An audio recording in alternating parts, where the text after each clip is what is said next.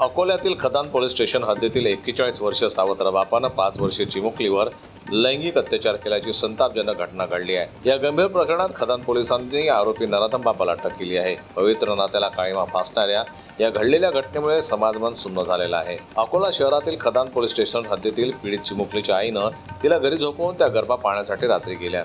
त्याचवेळी आरोपी नराधम बापानं दारूच्या नशेत 5 वर्षीय चिमुकलीवर लैंगिक अत्याचार केला। तिची आई गरबा पाहून परत घरी आल्यानंतर पीडित चिमुकली प्रचंड घाबरलेली दिसून आली। आईनं तिला विचारण्याचा प्रयत्न केला असता ती बोलण्याच्या मनस्थितीमध्ये नव्हती, परंतु नराधम सावत्र वडील आज झोपी गेल्यानंतर रात्री 1 वाजता चिमुकलीनं संपूर्ण घटनाक्रम आईजवळ कथन केला। स्टेशन खदान हद्दीमध्ये एका 5 वर्षीय चिमुकलीवर तिच्या सावत्र वडिलांनी लैंगिक अत्याचार करण्याची घटना झाली आहे। तक्रारदार जी मुलगी आहे तिच्या आईने जी तक्रार दिली त्यानुसार मुलीची आई ही रात्री गरबा पाहण्यासाठी बाहेर गेली होती आणि मुलगी घरी होती। त्याच घरी असताना त्या वेळेमध्ये त्या वडिलांनी सावत्र वडिलांनी तिच्यावर लैंगिक अत्याचार केला। आई गरबा पाहून जेव्हा घरी परत आली त्यावेळेस त्या मुलीने आईला घडलेली घटना सांगितली।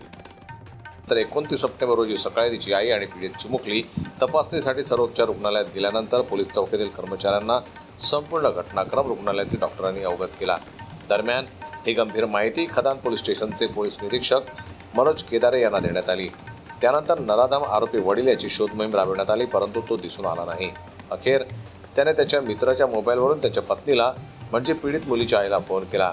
आईनं सर्व व्यवस्थित असल्याचे सांगून त्याला सर्वोच्च रुग्णालयात बोलावलं।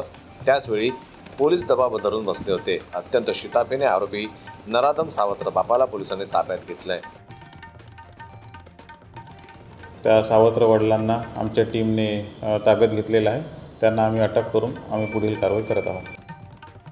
त्याच्या विरुद्ध खदान पोलीस स्टेशन येथे भारतीय न्याय संहिता कलम 64, 65, 65, 1, 65, 2 सह पोक्सो ॲक्ट 4 अन्वये गुन्हा दाखल करण्यात आलेला आहे। जनमत लाईव्ह न्यूज करता संजय उमक यांची रिपोर्ट, अकोला।